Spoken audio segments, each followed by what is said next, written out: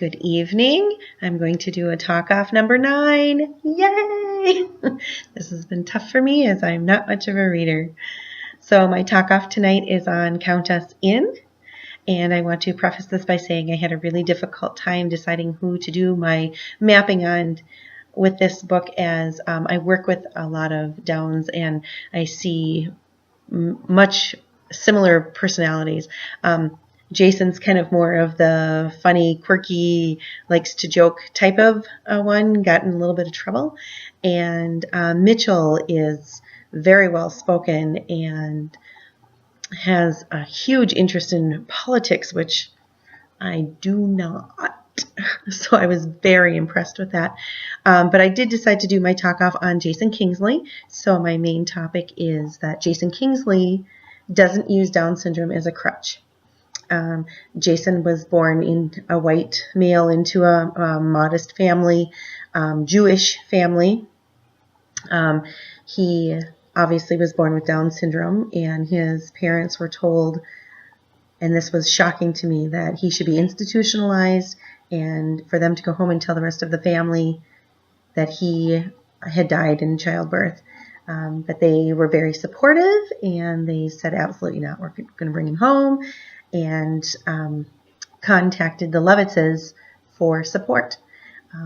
I believe that Jason's background of having a very, very tight-knit family, he's very close to his grandfather and his parents, and then in Mitchell, of course, is a huge part of him wanting to learn more in life and move forward. And he was one of the first to be mainstreamed into regular classes with children without disabilities, and therefore he has moved forward.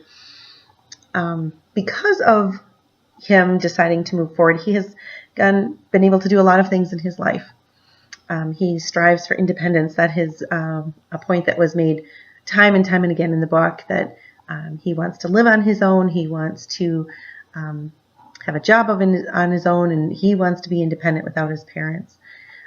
He wants to be able to drive, and he talks about many times that he's going to be very disappointed if he won't be able to drive when he's older. And at one point in time, he says, I don't want to talk about it. It makes me sad. Because he's not using it as a crutch, he gets good grades. He's mainstreamed. He gets good grades. He's very smart.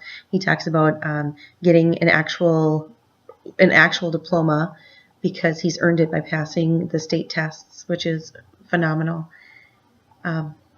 He has close family relationships. He wants to marry this Tammy that he's so much in love with. Because he doesn't want to take no for an answer, he has a job. He's able to work as a teacher's aide at a Head Start program, and he continues acting. He was in a couple of episodes of some shows, and even further on in life, he was in Touched by an Angel and has actually pursued something that he loves so much. And he had said multiple times over and over, I want to act and I want to teach. I want to act and I want to teach. And that answer of his has never strayed. He wants to go to college and continue his education. And at the end, when I read about afterwards, I did notice that he has become an advocate for people with disabilities. And so he has never, ever stopped moving forward and continue his learning, and therefore has never used that Down syndrome as a crutch. Some points that I made. This is what I said. Jason has really never taken no as an answer. He has pushed through many situations, and he wants to live on his own. He repeats that many times, that he wants to have a family. He wants to have multiple children. And even though his family disagrees with him, he does be able to move out and be independent and live on his own for 5 years until his dad dies, and he has a breakdown, which saddened me completely.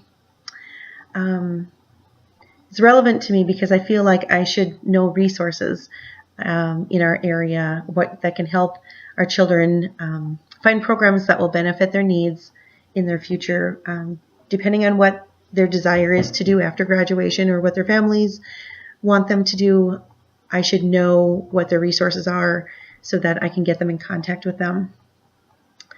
I wanted to say that I work with many Down syndrome clients, and knowing all of their capabilities and how fun most of them are, I really would enjoy meeting Mitchell and Jason.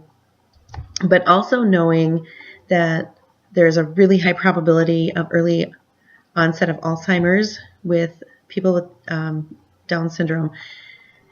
I would really like to know if they're showing any symptoms. That is one thing about the clients that I work with that breaks my heart, that when they get to about that 35 to 45-ish range, they start showing symptoms of early Alzheimer's.